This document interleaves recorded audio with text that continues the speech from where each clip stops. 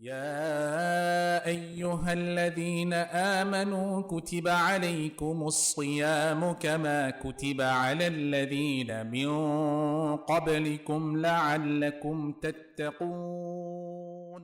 আসসালামু আলাইকুম রহমতুল্লাহি বরকাতুহ। আলহামদুলিল্লাহ ওসসালাতু ওয়াসসালামু আলা রাসূলিল্লাহ ওয়া আলা আলিহি ওয়া আসহাবিহি ওয়া মান ওয়ালাহ। প্রিয় মুসলিম ভাই বোনেরা, আপনাদের সবাইকে স্বাগত জানাচ্ছি রমাদান বিষয়ক আমাদের আজকের এই প্রশ্নোত্তর সেশনে। আজকে আমরা সফর সম্পর্কিত প্রশ্নগুলো নেব এবং সে প্রশ্নগুলোর কোরআন এবং সুন্নাহ ভিত্তিক উত্তর দেওয়ার চেষ্টা করব ইনশাআল্লাহ। ফাআকুলু ওয়াবিল্লাহি তৌফিক।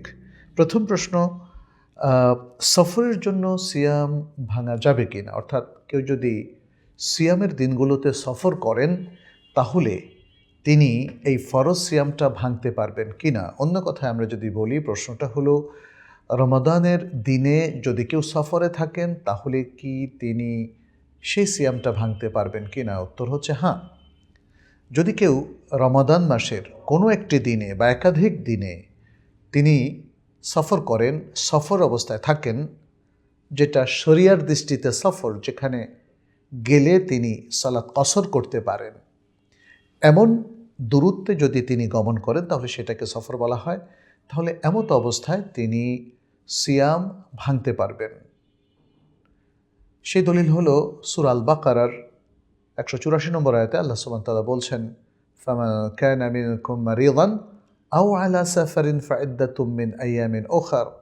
এবং 185 নম্বর আয়াতেও একই কথা তিনি রিপিট করেছেন, ওমান কানা মারিদান আও আলা সাফারিন ফাইদ্দাতুম মিন আইয়ামিন উখার।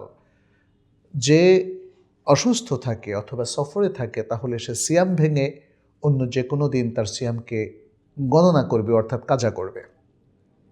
তাহলে বোঝা গেল যে সফর অবস্থায় যদি কেউ থাকেন তাহলে রমাদানের ফরজ সিয়াম তিনি ভাঙতে পারেন, তবে তাকে পরবর্তী রমাদানের আগেই এই সিয়ামটা কাজা করে নিতে হবে।